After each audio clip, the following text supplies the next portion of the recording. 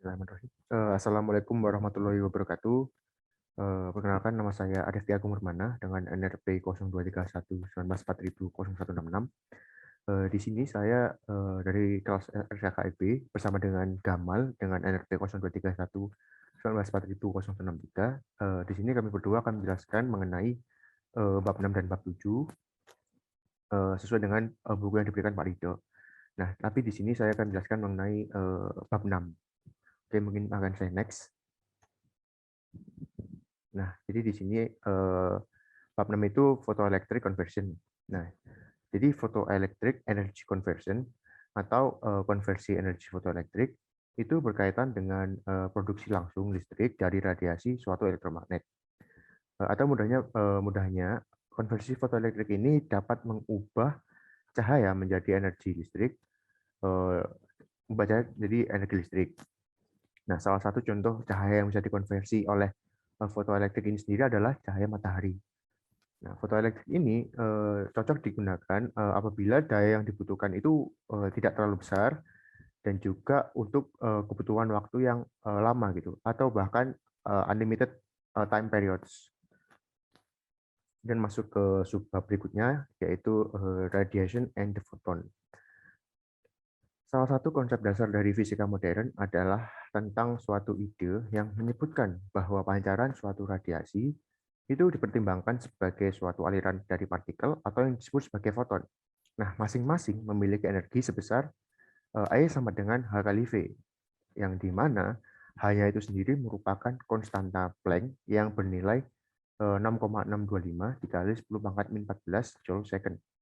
Dan V merupakan frekuensi radiasi dalam satu siklus tiap detiknya. Nilai V sendiri adalah sebagai berikut. V sama dengan C per lambda, di mana C-nya sendiri merupakan kecepatan cahaya yang nilainya adalah 2,998 dikali 10 pangkat 8 meter per second. Dan lambda merupakan panjang dari gelombang. Dengan demikian, persamaan 6.1 itu dapat ditulis kembali menjadi seperti berikut. E sama dengan HC per lambda sama dengan 1,986 dikali 10 pangkat 25 per lambda dengan satuan joule. Atau dapat ditulis menjadi E sama dengan 1,24 dikali 10 pangkat min 6 per lambda dengan satuan EV atau elektron volt. Jadi persamaan 6.3 ini. Nah, nilai dari 1 elektron volt sendiri atau EV ini adalah sebesar 1,602 kali 10 pangkat min 19 dengan satuannya joule. Nah, secara umum, panjang gelombang itu biasanya digambarkan sebagai angstrom.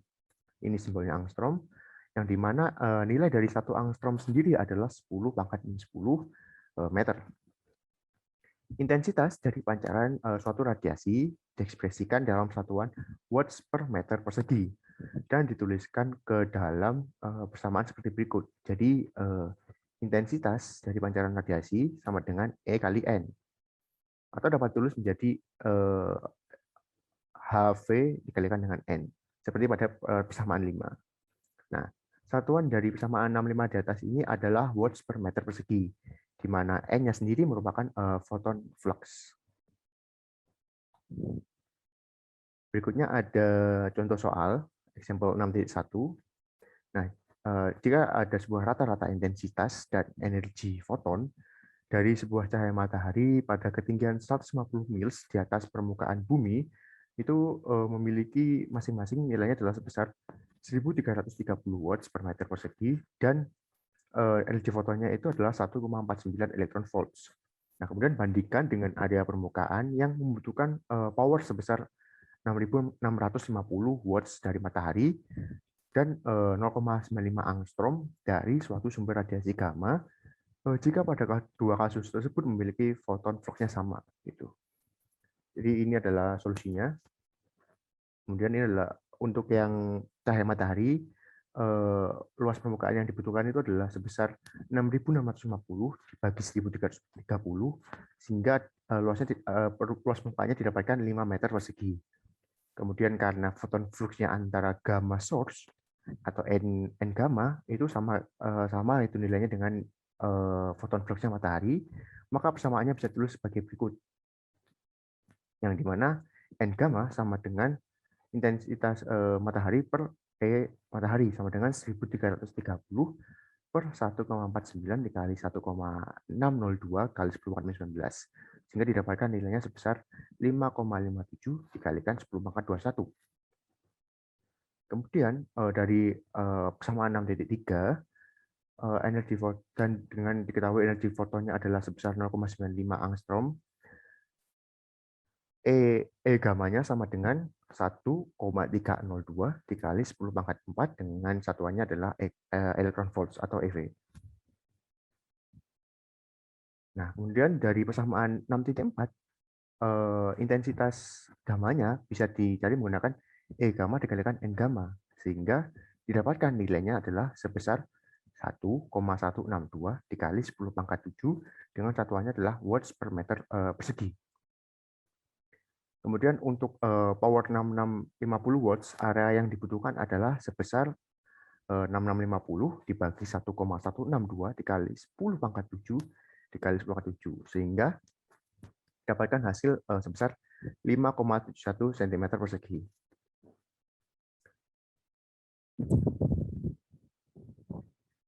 Kemudian dari hasil ini diketahui bahwa luas area yang dibutuhkan itu nilainya itu 9.000 kali lebih kecil daripada solar radiasi, seperti itu.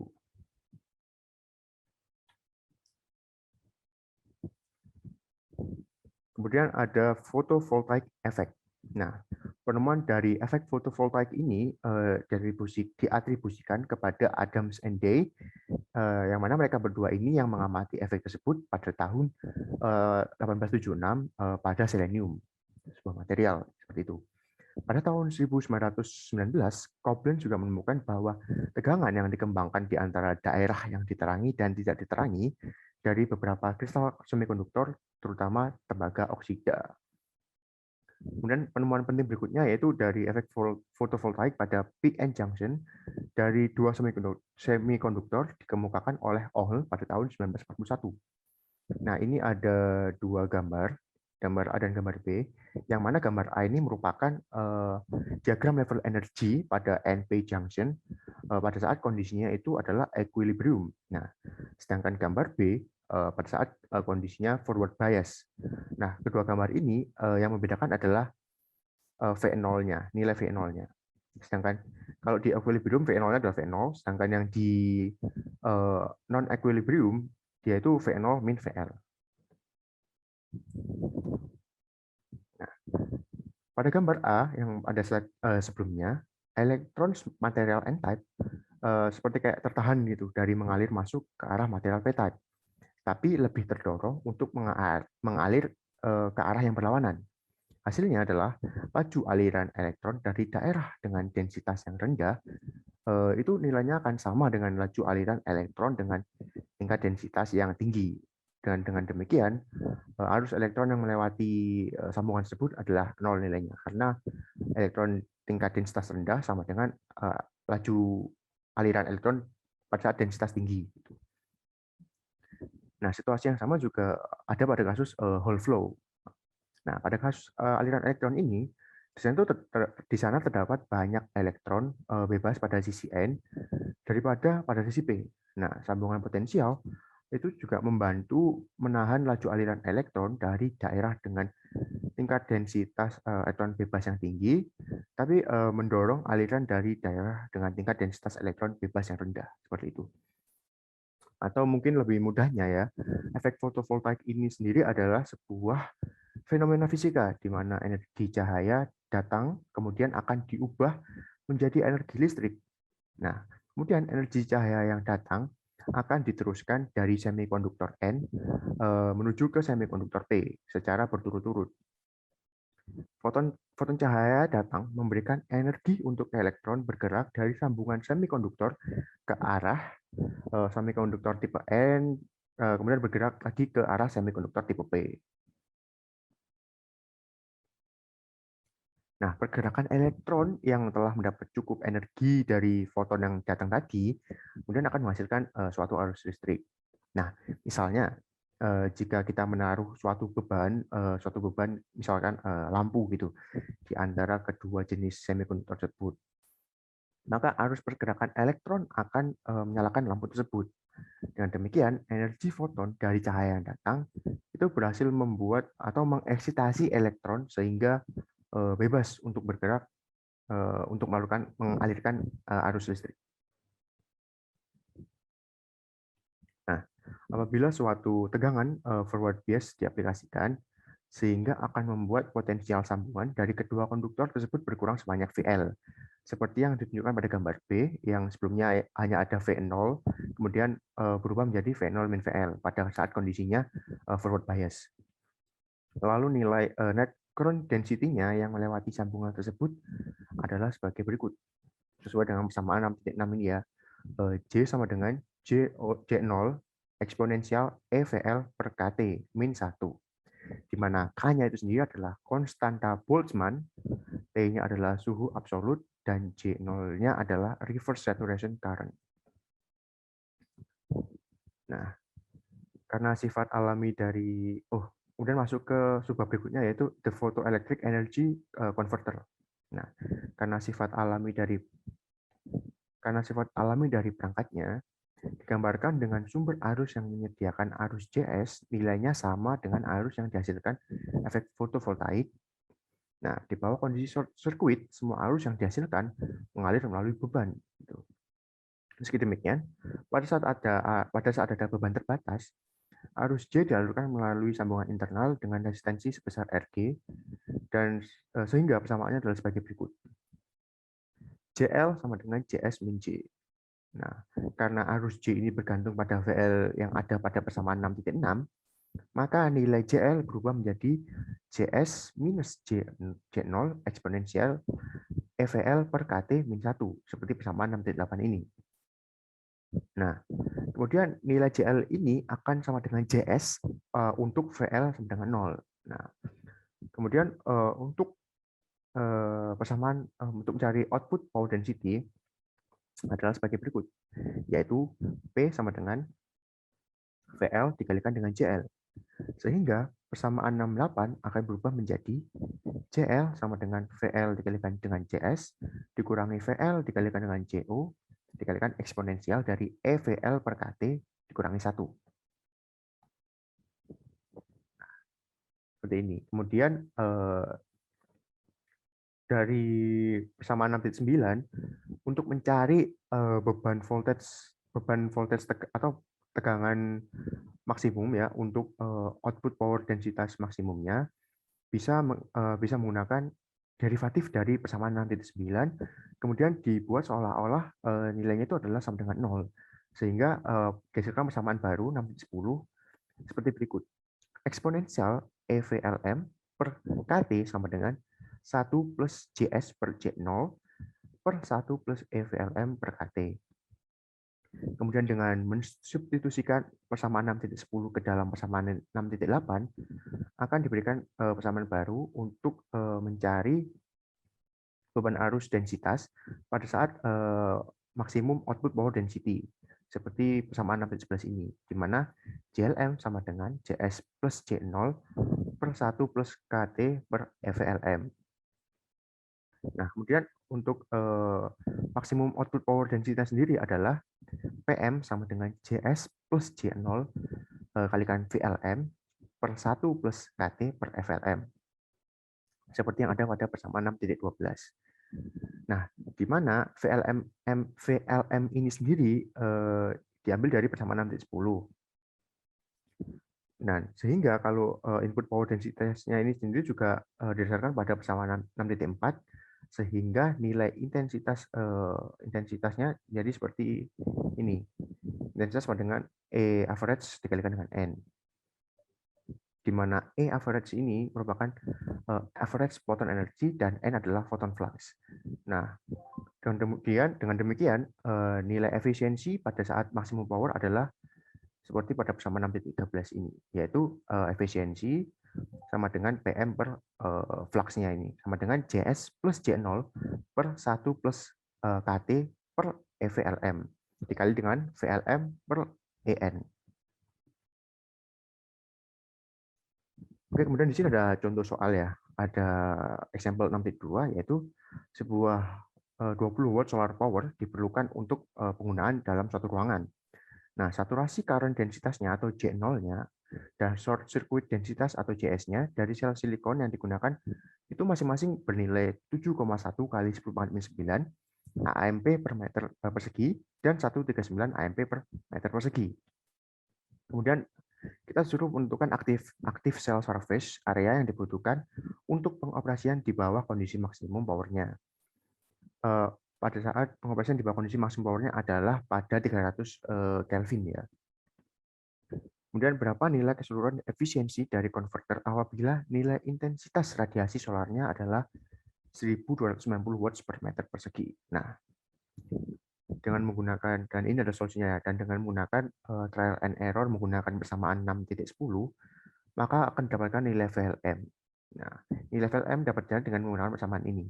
Eksponensial 11.600 per 300 dikalikan VLM sama dengan 1 plus 13,9 dikali 10 pangkat 10 per 7,1 dibagi 1 plus 11.600 per 300 VLM. Sehingga nanti didapatkan nilai VLM-nya adalah sebesar 0,535 volt. Kemudian untuk mendapatkan power maksimum power density-nya bisa menggunakan persamaan 6.12 ya. Jadi maksimum power density-nya adalah 71,0 watts per meter persegi. Nah, dengan demikian maksimum power output dari 20 watts tadi, kemudian cell surface area yang harusnya terpapar oleh matahari adalah sebesar 0,281 meter persegi. Nah, dengan demikian total nilai keseluruhan dari efisiensi adalah sebesar 5,5%.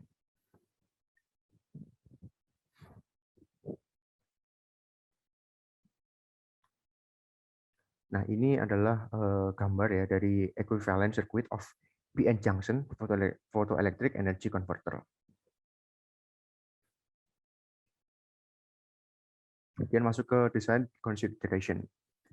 Nah, dari persamaan 6.10, tegangan keluaran pada maksimum power bisa ditingkatkan lagi nilainya dengan membuat nilai JS sekecil mungkin.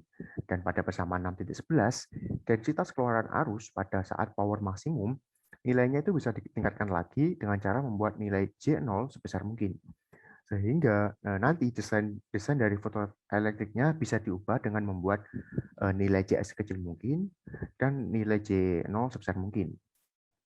Nah, arus saturasi pembalik J0 yang mana mengalir pada saat tegangan reverse bias yang diaplikasikan nilainya besar melintasi sambungan PN. Sehingga nilai J0 dapat dituliskan ke dalam persamaan seperti berikut. J0 sama dengan PNE dikalikan PN atau P junction-nya ini dikalikan E dikalikan dengan U pada saat dia di P junction ditambah NP kalikan E dikalikan dengan UN. Nah, persamaan di atas dapat ditulis lagi menjadi seperti berikut ini pada persamaan 6.15. PN dikalikan dengan E dikalikan DP per LP ditambah NP dikalikan E dikalikan DN per LN. Nah, untuk mengurangi nilai J0, J0 sendiri dapat dituliskan menjadi seperti persamaan berikut pada persamaan 6.16. Nilai J0 mendekati nilai PN dikalikan dengan E dikalikan dengan DP per LP. Dan masuk ke conclusion atau kesimpulan. Nah, sambungan photoelectric energy converter memiliki keluaran output individual yang rendah, dan konsekuensinya adalah dengan menggabungkan sel-selnya untuk mendapatkan keluaran output yang lebih berguna. Nah, biasanya sel-sel tersebut akan terhubung secara series paralel matrix untuk menghindari jika adanya suatu kegagalan pada satu sel. Nah, itu akan menghindari gagalnya seluruh power supply tersebut gitu. Nah, misal di suatu ruangan atau tempat kegagalan dari open circuit ini mungkin disebabkan oleh dua faktor ya, mungkin dari getaran mekanik atau karena heating atau karena suhunya terlalu panas gitu. Ada juga kerusakan yang ditimbulkan oleh kerusakan radiasi akibat pengoperasiannya yang dilakukan sangat dekat dengan tempat dengan radiasi yang tinggi. Masalah ini bisa diselesaikan dengan memberi pelindung atau shielding menggunakan radiasi beta. Contohnya dengan menggunakan pelindung yang terbuat dari batu safir. Nah, walau begitu, akan lebih susah melakukan shielding apabila pengoperasian alat ini dilakukan di daerah dengan energi radiasi foton yang sangat tinggi gitu. Nah, walaupun banyak sekali masalah atau kekurangan, photoelectric junction converter ini sendiri juga memiliki beberapa kelebihan. Misalnya yaitu cocok digunakan apabila daya yang dibutuhkan itu tidak terlalu besar dan digunakan dalam jangka waktu yang tidak ditentukan atau unlimited periods. Nah, converter ini juga selain keuntungan yang tadi, dia juga memiliki keuntungan simple dan juga ringan. Oke, mungkin sekian dari saya. Mohon maaf apabila ada salah kata. Saya Arif Yakum Pamana, pamit undur diri. Assalamualaikum warahmatullahi wabarakatuh. Terima kasih.